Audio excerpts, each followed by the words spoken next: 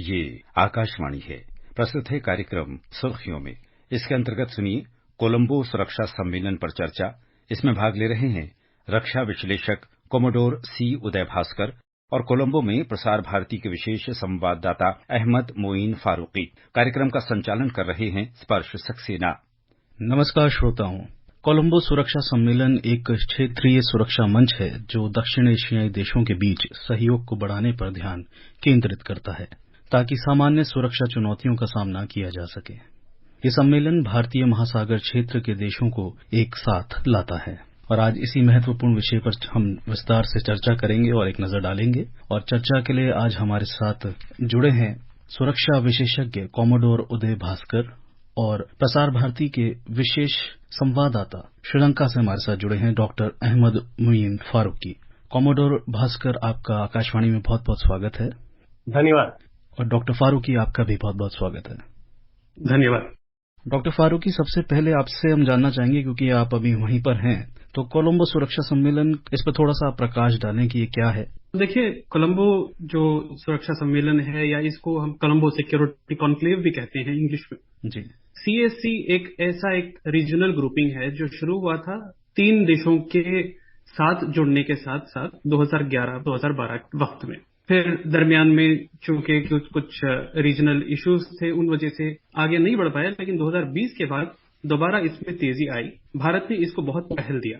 अब यहाँ हम ये भी समझने की कोशिश करते हैं कि ये इतना महत्वपूर्ण हमें क्यों है। हिंद महासागर, जिसको हम इंडियन ओशन रीजन भी कहते हैं, ये हमारा नेबरहुड के एरिया में पड़ता है और यहाँ रीजनल सिक्योरिटी, यानी जो इस एरिया में, इस रीजन में जो हम सुरक्षा और स्थिरता की हम चुनौतियों को देखते हैं, इनके लिहाज से अगर आगे हम बढ़ें तो मैरीटाइम सेफ्टी सिक्योरिटी बहुत ही महत्वपूर्ण होता है भारत के लिए, क्योंकि ये एक ऐसा एक रीजन है जहां से हमें ट्रेड हम निर्भर कर सकते हैं। इससे हम भारत की जो सॉवरेनिटी, सिक्योरिटी, सेफ्टी हम इंश्योर कर सकते हैं और इस लिहाज से भारत इसको बहुत ही ज्यादा महत्वपूर्णता इसको प्रदान करता है। और इसी डायरेक्शन में सागर आउटलुक, यानी security and growth for all in the region, Bharat इसको बहुत ही ज्यादा महत्व रखते हुए इसको प्रायोरिटाइज कर चुका है।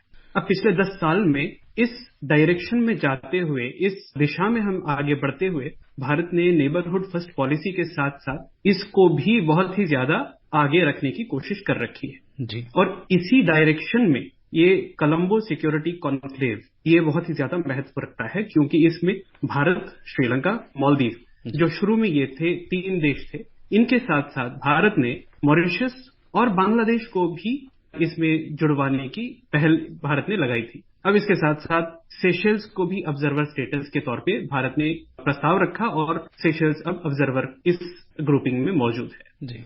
यहाँ पर जो चुनौतियां आमतौर पे सामने आती हैं, जिनमें ट्रैफिकिंग का एक इश्यू आता है, यहाँ पर टेररिज्म का इश्यू आता है, यहाँ पर और भी दूसरे इश्यूज आते हैं जो क्राइम रिलेटेड भी हैं और जो एडवांस्ड जो टेक्नोलॉजीज रिसेंट टाइम्स में है, उनको भी लेकर साथ में इस रीजन में बहुत ही ज्यादा जो सिचुएशंस आ सकती हैं, इनको काउंटर करने के लिए भारत इसको बहुत ही ज्यादा महत्व देता है। जी। कोमोडोर भास्कर, आपसे हम जानना चाहेंगे, अभी डॉक्टर फारूकी ने बताया मैरीटाइम सिक्योरिटी के बारे में उन्होंने बात करी है, तो मैरीटाइम सुरक्षा जो है इस सम्मेलन में एक बहुत ही महत्वपूर्ण चिंता का विषय रहा और भारतीय महासागर में सुरक्षित समुद्री मार्ग सुनिश्चित करने के लिए कौन कौन से विशेष उपाय किए जा रहे हैं या आपकी नजर में किए जाने चाहिए। हिंद महासागर में ये जो मैरीटाइम सिक्योरिटी या सागर के साथ जुड़ा हुआ जो सुरक्षा के जो मुद्दे हैं, ये काफी पुराने हैं, यानी कि चुनौतियां बहुत सारे इस पूरे क्षेत्र के सामने आए हैं और कई बार भारत ने कदम उठाया है और एक प्रकार से नेट सिक्योरिटी प्रोवाइडर के रूप से कई बार भारत ने छोटे देशों का मदद में उन्होंने कई प्रकार का पहल लिया है। उदाहरण के लिए जब हम हिंद महासागर की बात करते हैं, जिसका जिक्र डॉक्टर फारूकी साहब ने किया है कि इंडियन ओशन रीजन में, आपको शायद याद होगा कि नवंबर 1988 की बात है, जबकि मालदीव्स में एक प्रकार का कू का प्रयास हुआ था, मर्सनरी कू जिसको कहते हैं जी। भारत के फौज ने ऑपरेशन कैक्टस को हमने पहल दिया था और उससे एक प्रकार से मालदीव्स के अंदर जो सरकार है उसको बचाया था। ये मेरे ख्याल में सबसे एक पहला ऐसा एक घटना था जहां की मैरीटाइम सिक्योरिटी में एक चुनौती पैदा हुआ था और उसको एक प्रकार से सकारात्मक रूप से उसको झेलने के लिए भारत ने कदम उठाया था। ये है नवंबर 1988, 1988। उसके बाद शायद आपको याद होगा कि दिसंबर 2004 में एक बहुत बड़ा सुनामी हुआ था हिंद महासागर में, और उस वक्त भी भारत ने कदम उठाया था और भारत के फौज, खास भारत के नौसेना ने जितने भी छोटे क्षेत्रीय हिंद महासागर के देशों को हमने मदद पहुंचाया था। और उसके बाद मैं कहूंगा कि भारत की जो विश्वसनीयता है मैरीटाइम सिक्योरिटी या सागर के साथ जुड़े हुए जो सुरक्षा की चुनौतियां हैं, उसमें भागीदारी के लिए कई सारे जो छोटे देश हैं उन्होंने भारत की जो भूमिका है एक प्रकार से स्वीकार किया है। तो उसके बाद जैसे अभी पहले भी बताया गया है कि ट्राइलैटरल मैरीटाइम कोऑपरेशन हमने 2011 में शुरू किया था, जिसमें भारत, श्रीलंका, मालदीव शामिल थे, पर कई सालों में कुछ खास उसमें प्रोग्रेस नहीं हुआ था। और हाल में ही अभी जब से मोदी साहब ने ये सागर का जिक्र किया था, 2015-16 की बात है, तब से लेके आज तक धीरे धीरे हिंद महासागर के मुद्दों के ऊपर भारत जो है रीजनल कोऑपरेशन या क्षेत्रीय भागीदारी को बढ़ोतरी देने के लिए कई पहल किया है। उसमें ये कोलंबो का जो सिक्योरिटी कॉन्क्लेव है, जो CSC है, इसका एक खास भूमिका है। छोटे जो आइलैंड के देश हैं, जो छोटे द्वीप हैं, जैसे श्रीलंका है, मालदीव्स है, मॉरिशस है, सेशल्स है, ये सब इसमें शामिल है। और अभी हमने 5 अलग अलग पिलर या स्तंभ बनाया है, जिसमें रीजनल कोऑपरेशन को बढ़ोतरी देने के लिए भारत ने अभी ये बाकी देशों के साथ एक चार्टर का हस्ताक्षर किया है और एक परमानेंट CSC का सेक्रेटेरिएट बनने वाला है। और ये जो 5 पिलर हैं, सबसे पहले ये तो है सेफ्टी एंड सिक्योरिटी एट सी, यानी कि सुरक्षा के साथ जुड़े हुए कई सारे ऐसे होते हैं जहाजों को कभी कभी चुनौतियां होता है, पायरेसी की बात होती है, ह्यूमैनिटेरियन डिजास्टर होता है, ये सब एक खास एक बास्केट या वर्टिकल है।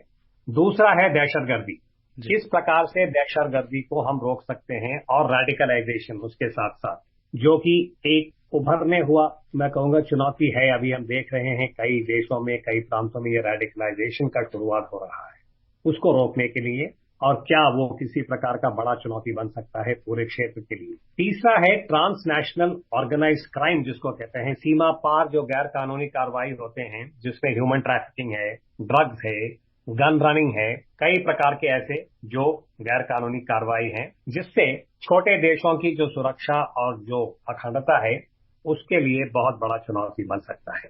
चौथा है साइबर सिक्योरिटी, जो कि मैं कहूंगा अभी टेक्नोलॉजी की वजह से एक बहुत नया चुनौती है, जटिल चुनौती है, और अगर इसको हम काबू में नहीं ला पाएंगे, उदाहरण के लिए देखिए हिंद महासागर में इतने छोटे और बड़े मर्चेंट शिप्स होते हैं, अगर उनके ऊपर मान लीजिए साइबर अटैक हो जाता है तो उसको सामना करने के लिए एक फ्रेमवर्क होना चाहिए, एक प्रोटोकॉल होना चाहिए। और ये जो शुरुआत है CSC में, इसमें साइबर सिक्योरिटी को उन्होंने रेखांकित किया है, मैं कहूंगा ये काफी एक अहम कदम है। और लास्ट है ये जो डिजास्टर रिलीफ होता है, प्रोटेक्शन एंड डिजास्टर रिलीफ, जैसे हमने सुनामी का जिक्र किया था, तो इसके लिए भी तैयारी करना चाहिए। पोल्यूशन का भी हमको सामना करने के लिए कुछ तैयारियां जैसे कोस्ट गार्ड करता है।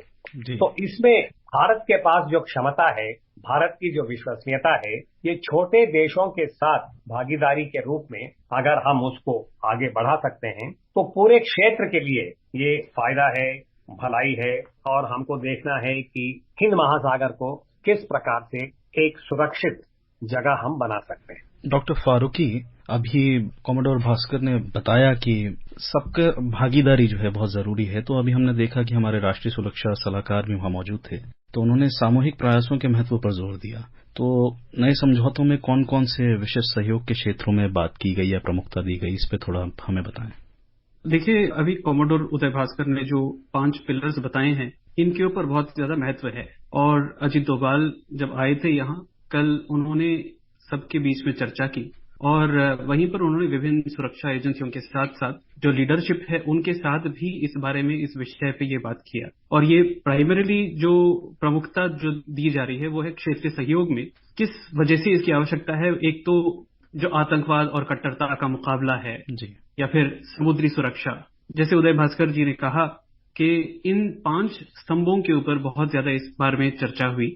और इसके अलावा लीडरशिप के साथ जो अलग जो मुलाकात हुई, उसके दौरान जो श्रीलंका का फ्यूचर हो सकता है जिसमें पावर सरप्लस की एक पॉसिबिलिटी है, इसके ऊपर भी बात की गई। कॉमोडोर भास्कर, अभी आपने बताया कि इस रीजन में भारत सबकी भागीदारी चाहता है, तो आपसे मैं जानना चाहूंगा कि इस सम्मेलन का भारतीय उपमहाद्वीपों में समग्र सुरक्षा वातावरण पर क्या प्रभाव पड़ने की उम्मीद है, specially south east Asian region जितना है? देखिए, हिंद महासागर जो है वो अपने आप एक काफी बड़ा एक ओशियानिक रीजन माना जाता है, पर उसके अंदर जैसे अभी हम साउथ एशिया की बात करते हैं, उसमें अभी शुरुआत जो हुआ था वो भारत, श्रीलंका, मालदीव के साथ हुआ था, और धीरे धीरे ये जो मेंबरशिप है ये बढ़ गया है। और जैसे पहले बताया गया है, अभी इसी ग्रुपिंग में CSC के आधार हमने मॉरिशस को भी शामिल किया है, सेशल्स भी है, बांग्लादेश भी है। तो अर्थात ये कि अगर आप हिंद महासागर का कल्पना कर सकते हैं तो आप ईस्ट और वेस्ट और साउथ सदर्न इंडियन ओशन का धीरे धीरे सब देशों को शामिल करने के हम कोशिश में हैं। आपने साउथ ईस्ट एशिया की बात की है जी। अभी भारत जो है वो क्वाड का भी एक मेंबर है। क्वाड के अंदर 4 देश हैं, जिसमें भारत के अलावा जापान, अमेरिका और ऑस्ट्रेलिया है। ये जो हम 5 पिलर्स की हमने बात किया है, ये सारे जो चुनौतियां हैं ये साउथ ईस्ट एशियन देशों के लिए भी एक कलेक्टिव तरीके से अगर हम देखें, सबके लिए, जितने भी 10 देश वहां पे है उनके लिए भी ये एक काफी बड़ा चुनौती है। चाहे वो दहशतगर्दी हो या ड्रग ट्रैफिकिंग हो, गन रनिंग हो, ह्यूमन ट्रैफिकिंग हो, साइबर सिक्योरिटी, ह्यूमैनिटेरियन डिजास्टर वगैरह वगैरह। तो अगर भारत अपनी जो अनुभव है, जो तजुर्बा रहा है, जैसे सुनामी है या किसी और पोल्यूशन कंट्रोल जो है, जैसे आपको याद होगा पिछले साल भारत ने, कोस्ट गार्ड ने काफी मदद दिया था श्रीलंका को, जब 2 बार हुआ था कि बड़े बड़े जो जहाज है वहां पे उनका ऑयल स्पिल हुआ था।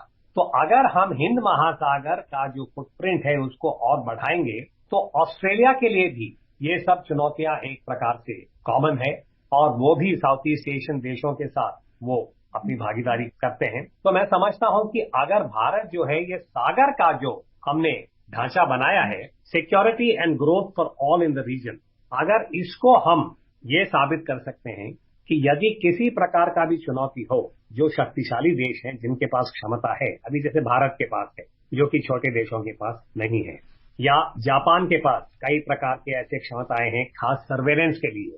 जापान का जो कोस्ट गार्ड है वो पोल्यूशन में काफी माहिर है, पोल्यूशन कंट्रोल में। ऑस्ट्रेलिया की अपनी क्षमताएं हैं। अगर हम छोटे देशों को हिंद महासागर में, चाहे वो यहाँ पे हो या क्वाड या पैसिफिक की तरफ भी हो, साउथ ईस्ट एशिया की जो आपने जिक्र किया है, तो ये पूरे क्षेत्र का भलाई होगा। तो वही जो कल्पना था कि security and growth for all in the region, वो एक प्रकार से उस दिशा में हम पूरे क्षेत्र को ले जा सकते हैं, और इसमें भारत की भी भलाई है, क्षेत्र का भी भलाई है। और जो इंडियन ओशन है, इसमें एक बहुत बड़ा मुद्दा है जो सबके लिए बहुत अर्जेंट है, वो है क्लाइमेट चेंज और ओशियानिक पोल्यूशन। ये भी मुद्दे हैं जो कि हिंद महासागर का जो डेमोग्राफी जो कहते हैं, यानी कि जो हिंद महासागर के साथ जो जुड़े हुए जो लिटोरल देश हैं, जो समुद्र के किनारे पे हैं, वहां के जो नागरिक हैं, उनके लिए ओशियानिक पोल्यूशन और क्लाइमेट चेंज वगैरह बहुत बड़े मुद्दे हैं। तो इनके ऊपर भी एक प्रकार का रीजनल ही नहीं, पूरा मैं कहूंगा कि इंडियन ओशन और पैसिफिक देशों का कोऑपरेशन होना चाहिए। और ये एक प्रकार का शुरुआत है, ये छोटा कदम है पर बहुत, मैं कहूंगा कि महत्वपूर्ण कदम है। अभी देखना है कि कोऑपरेशन के आधारित, भागीदारी के आधारित हम कैसे इसको आगे बढ़ाएंगे, ताकि अंत में ह्यूमन सिक्योरिटी, जो कि आपको याद होगा अर्थशास्त्र में चाणक्य कहते थे कि योगक्षेमा, सिटीजन या नागरिक की जो भलाई है उसको हम कैसे आगे बढ़ा सकते हैं, और उसमें सागर का, ओशंस का एक बहुत बड़ा भूमिका है जो ब्लू इकोनॉमी कहा जाता है। तो ये सब जो रीजनल कोऑपरेशन है, ये इस ह्यूमन सिक्योरिटी को आगे बढ़ाने के लिए ये एक प्रयास है।